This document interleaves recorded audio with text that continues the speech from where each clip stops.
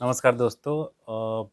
इम्तियाज़ Ahmad sir का Bihar history के लिए जो बुक है उसी का ये सीरीज़ हम चला रहे हैं और ये उस सीरीज़ का नेक्स्ट वीडियो है। इस वीडियो में हम आधुनिक बिहार यानी कि मॉडर्न बिहार के बारे में बात करेंगे। अब देखते हैं इसको कि पलासी की लड़ाई, बैटल ऑफ प्लासी के बाद, प्लासी के युद्ध के बाद लॉर्ड क्लाइव जो है वो मीर जाफ़र के साथ बिहार आया था। और बिहार का जो प्रशासन है वो राजा राम नारायण को दे दिया गया था और ब्रिटिशर्स ने उनको नायब नजीम बनाया था। इसी के दौरान प्रिंस अली गौहर, जिनको भविष्य में हम शाह आलम द्वितीय के नाम से जानते हैं, इन्होंने दिल्ली का शासन, दिल्ली का तख्ता कब्जा करने के लिए ब्रिटिशर्स की मदद ली और अली गौहर का जो राज्याभिषेक हुआ वो ब्रिटिशर्स के द्वारा पटना में ब्रिटिश फैक्ट्री में हुआ। अब यहाँ पे नोट करने वाली बात है, ये हमारे दूसरे अली शाह आलम द्वितीय जो थे, ये हमारे दूसरे मुगल राजकुमार थे जिनका राज्याभिषेक पटना में हुआ था। पहले हमारे फर्रुखसियार थे। 1764 की जो लड़ाई हुई थी, बक्सर का युद्ध जो हुआ था, वो हुआ था बंगाल के नवाब मीर कासिम और ब्रिटिशर्स के बीच में जो डिफरेंसेस थे, जो भेदभाव थे, उसके कारण हुआ था। मीर कासिम ने ही अपनी जो राजधानी थी, बंगाल की राजधानी, उसको मुर्शिदाबाद से मुंगेर शिफ्ट किया था। उसके बाद थोड़ा-सा देखते हैं बैटल ऑफ बक्सर जो 1764 का हुआ था, उसमें एक तरफ थी ब्रिटिशर्स की सेना, ब्रिटिश सेना, जिसके कमांडर थे सर हेक्टर मुनरो, और एक तरफ थे हमारे नवाब ऑफ अवध, अवध के नवाब मीर कासिम जो कि बंगाल के नवाब थे, और शाह आलम द्वितीय जो कि दिल्ली की गद्दी पर कब्जा नहीं कर पा रहे थे। ये तीनों एक साथ मिलकर के ब्रिटिशर्स से लड़े थे और ब्रिटिशर्स की जीत हुई थी 1764 के बक्सर की लड़ाई में। अब ये लड़ाई के बाद जब वो लोग हार गए तो ट्रीटी हुई और इसी के दौरान 12 अगस्त 1765 को इलाहाबाद की ट्रीटी हुई थी। इसको इलाहाबाद की संधि भी बोलते हैं और इस संधि में जो शाह आलम द्वितीय थे, मतलब सो कॉल्ड, मतलब इनका इनका जो राज्याभिषेक कर दिया था ब्रिटिशर्स ने मुगल राजा के रूप में, तो इन्होंने टैक्स कलेक्शन यानी दीवानी राइट्स ब्रिटिशर्स को दे दिया। किसका? बिहार, बंगाल और उड़ीसा का। उसके बाद एक दूसरी ट्रीटी भी हुई थी 16 अगस्त 1765 को, इसी युद्ध के बाद, ठीक है, जिसमें जिसमें कि कंपनी ने एक पोस्ट क्रिएट किया, पोस्ट बनाया नायब नजीम का, या फिर इसको डिप्टी चीफ भी, या फिर इसको प्रांतपति भी बोल सकते हैं, और राजा राम नारायण और राजा सिताब राय को प्रांतपति का सहयोगी बनाया गया था। प्रांतपति नहीं बनाया था, इनको डिप्टी बनाया गया था बिहार के। उसके बाद अगर हम देखें 1770 में, तो बिहार में भयंकर अकाल आया था, बिहार और बंगाल में, और इसमें पटना, भागलपुर, दरभंगा, पूर्णिया जो थे सबसे ज़्यादा अफेक्टेड थे।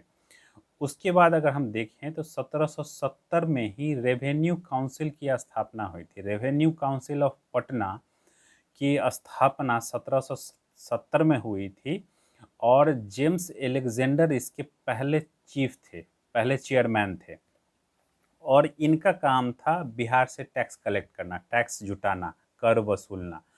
और राजा सिताब राय, जो अभी हमने पहले बात की, इनको एक इम्पॉर्टेंट पोस्ट दिया गया था।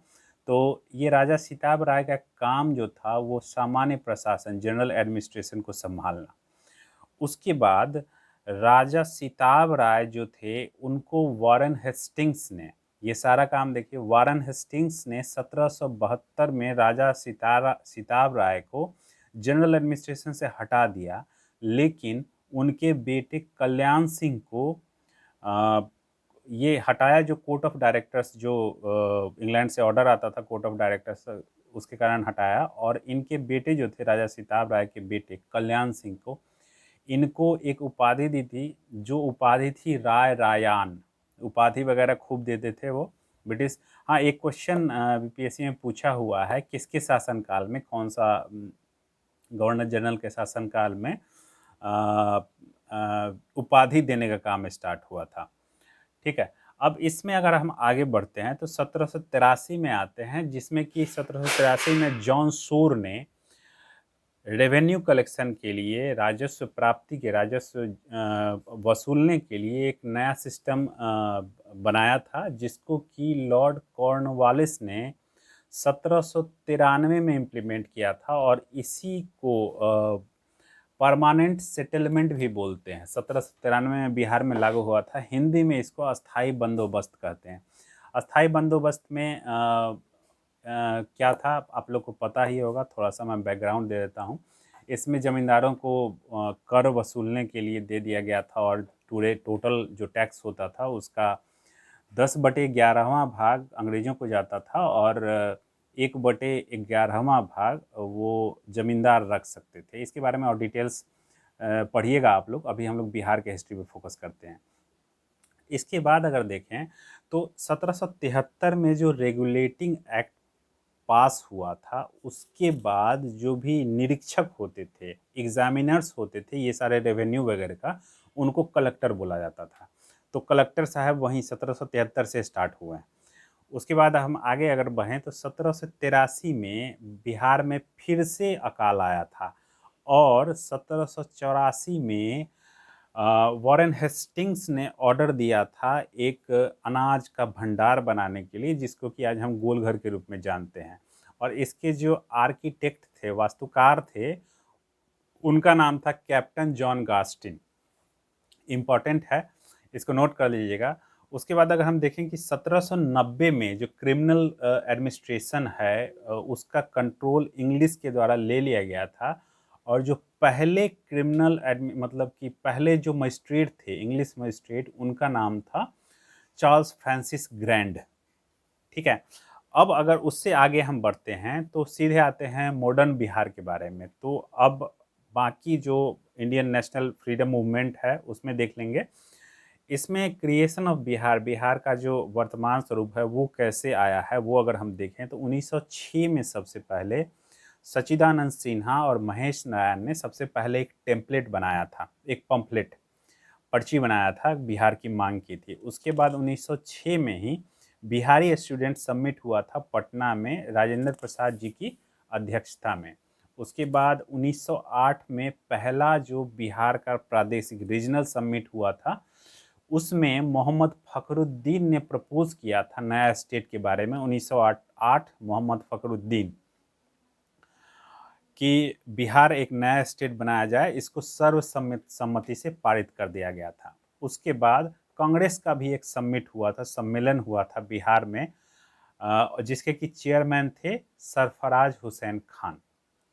अब अगर हम आगे बढ़ें तो इसी समिट में 1908 में जो कांग्रेस का समिट हुआ था, इसमें कांग्रेस कमेटी एक बनाई गई थी, जिसके चेयरमैन थे हसन इमाम।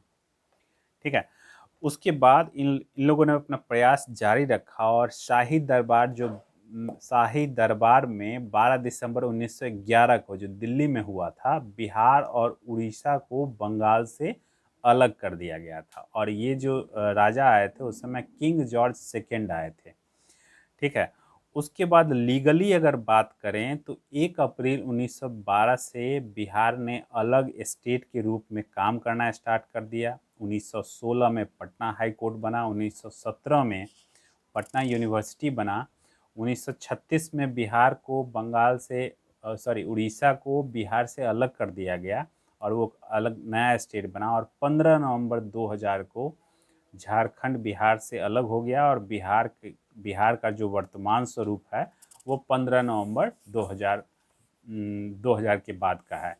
इतना ही रखते हैं इस वीडियो में, और नेक्स्ट वीडियो जो कि चैप्टर 1 था हमारा, इम्तियाज़ अहमद सर की बुक जो है वो चैप्टर 1 खत्म हो गया है, और नेक्स्ट में हम चैप्टर 2 देखेंगे, और इसमें ब्रिटिश विरोधी जो आंदोलन हुआ है या फिर जो भी लड़ाइयाँ हुई है बिहार में, उसमें हम फोकस करेंगे। बने रहिए हमारे साथ नेक्स्ट वीडियो के लिए। Thank you.